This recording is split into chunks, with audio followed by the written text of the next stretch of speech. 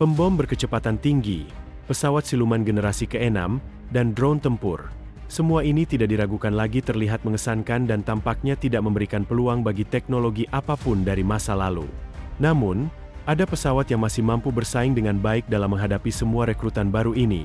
B-52 Stratofortress, sebuah pembom yang telah beroperasi selama lebih dari 70 tahun. Hingga saat ini, B-52 masih dianggap sebagai salah satu yang terkuat di dunia. Saat ini, Anda akan belajar lebih banyak tentang pesawat paling kuat dan unik yang paling terkenal dari era Perang Dingin. Anda akan terkejut dengan rekor apa yang berhasil dibuatnya, dan bagaimana modernisasinya. Boeing mulai mengerjakan pembom strategis yang menjanjikan ini pada awal tahun 1946. Tugas utamanya adalah menciptakan mesin dengan radius tempur, hingga rekor 5.000 mil dan kecepatan maksimum setidaknya 450 mph.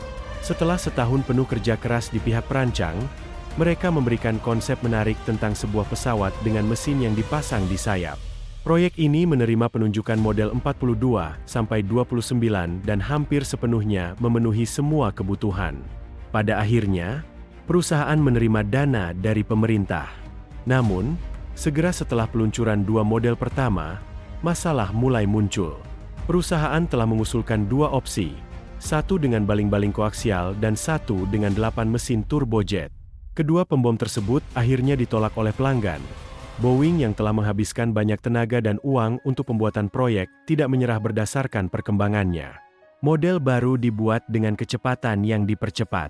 Fitur dari proyek ini adalah kabin dua lantai dan kabin terpisah untuk komponen onboard gunner yang terletak di bagian ekor. Proyek tersebut nampaknya sangat menjanjikan, dan akhirnya pengembangan disetujui. Namun, beberapa penyesuaian dilakukan. Alhasil, lahirlah versi lain yang disebut model 462 dan 6731, dan selama lebih dari 60 tahun, pesawat ini telah menjadi tulang punggung penerbangan strategis Amerika. Tugas utama B-52 Stratofortress adalah mengirimkan dua bom termonuklir berkekuatan tinggi kemana saja di Uni Soviet. Namun, fungsi ini tidak pernah terbukti berguna karena serikat tersebut hancur dengan sendirinya. Selama layanannya, B-52 berpartisipasi di hampir semua konflik yang melibatkan Angkatan Udara AS.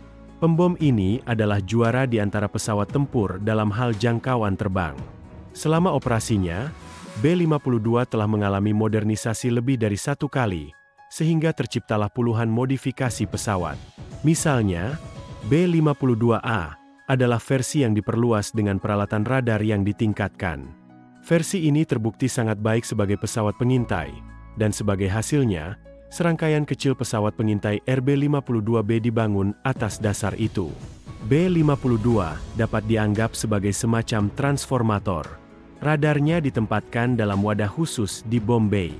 Wadah ini dapat dengan cepat dipindahkan, dan B-52 dapat diubah kembali menjadi pembom lengkap. Modifikasi terbaru dan paling kuat adalah B-52H, yang dilengkapi dengan senjata dan peluru mematikan baru. Selain versi serial yang terdaftar, ada sejumlah pesawat eksperimental yang dibuat dalam satu salinan. Mesin ini digunakan untuk menguji senjata dan peralatan jenis baru.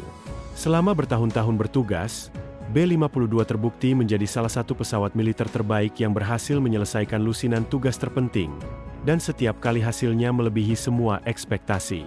Senjata atom yang diciptakan pada akhir Perang Dunia Kedua benar-benar mengubah keseimbangan kekuatan di papan catur dunia. Faktor penentunya bukan hanya ketersediaan senjata nuklir dalam jumlah banyak, tetapi juga kemampuan untuk mengantarkannya ke tujuan yang diinginkan. Tidak ada yang bisa menangani misi penting seperti itu lebih baik daripada B-52 Stratofortress. Ketinggian penerbangan B-52 adalah 2 kali lipat dari rekan-rekan terdekatnya, mencapai ketinggian 55.000 kaki, yang memungkinkan untuk keluar dari jangkauan sebagian besar radar.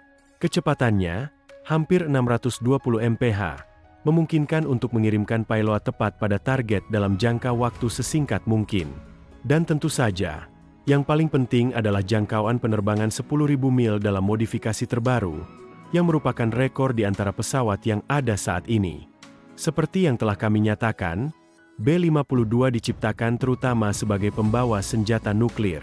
Modifikasi pertama pada pembom tersebut dipersenjatai dengan berbagai jenis bom jatuh bebas yang ditempatkan di dalamnya, dengan massa total hampir 70.000 lb.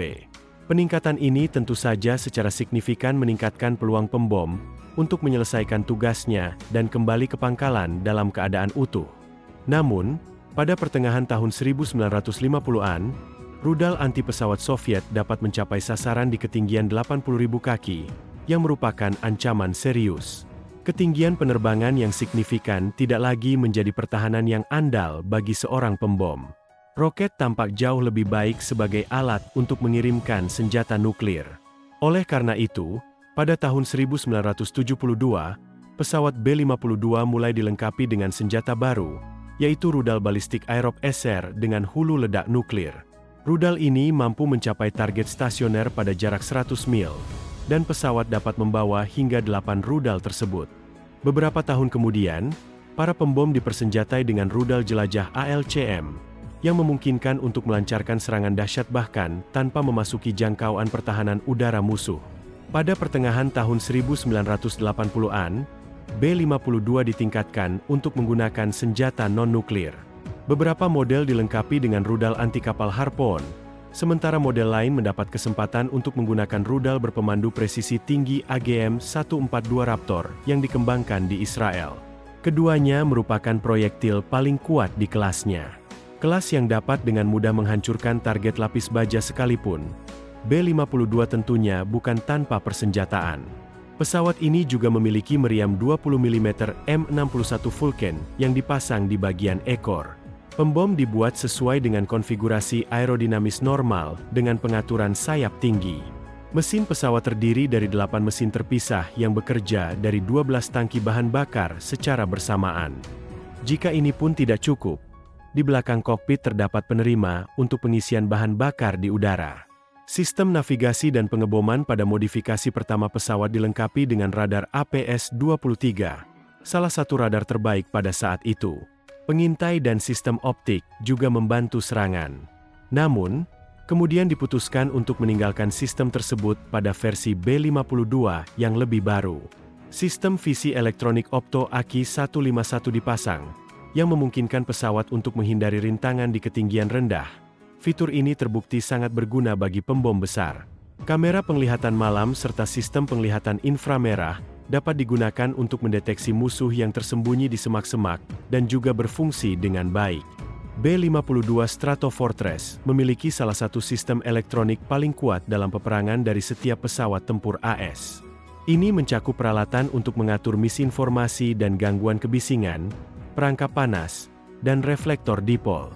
Selain itu, pembom B-52 dari modifikasi G dan H dilengkapi dengan sistem yang dirancang untuk menekan radar musuh, mengganggu pemancar, dan peralatan peringatan deteksi. Ini adalah rangkaian yang sangat kuat, yang hampir mustahil untuk menembak jatuh pesawat. Meskipun ada perkembangan senjata rudal dan munculnya pembom strategis baru, veteran ini terus bertugas di jajaran Angkatan Udara AS, hingga hari ini karena telah menunjukkan dirinya lebih dari layak.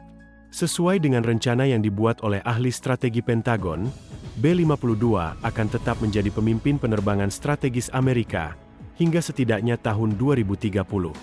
Rincian lebih lanjut mengenai modernisasi pembom di masa depan terungkap, dengan pejabat AS menyatakan bahwa B-52 Stratofortress akan menerima mesin pengintaian, senjata baru, serta sistem dan peralatan komunikasi yang akan memperpanjang umurnya selama bertahun-tahun yang akan datang.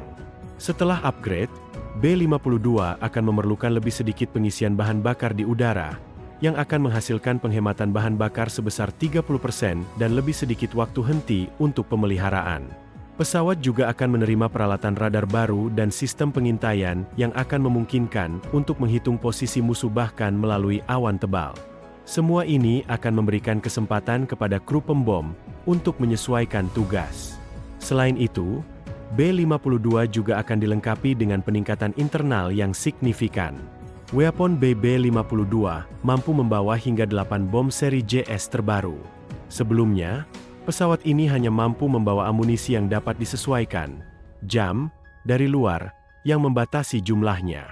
Sekarang, Boeing akan menempatkan amunisi pemandu presisi di dalam, serta rudal umpan MJ, yang juga akan muncul di kapal.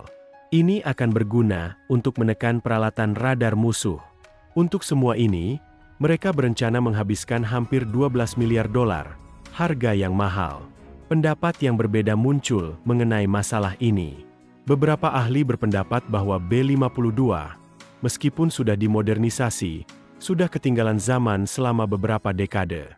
Oleh karena itu, pembaruannya tidak dapat membatalkan program yang direncanakan untuk pembelian pesawat baru. Di sisi lain, ada yang mengatakan bahwa modernisasi semacam itu akan memungkinkan penggunaan kendaraan yang telah membuktikan diri dalam pertempuran secara lebih efektif, sehingga menghemat uang dengan cara apapun. B-52 Stratofortress yang ditingkatkan akan mampu mengudara tahun depan dan memberi Amerika kartu truf lainnya jika terjadi konflik. Itu saja untuk hari ini. Jika Anda menikmati videonya, silakan tinggalkan suka dan berlangganan saluran ini. Jangan lupa untuk meninggalkan komentar di bawah. Kami membaca semuanya. Terima kasih telah menonton, dan sampai jumpa di video berikutnya.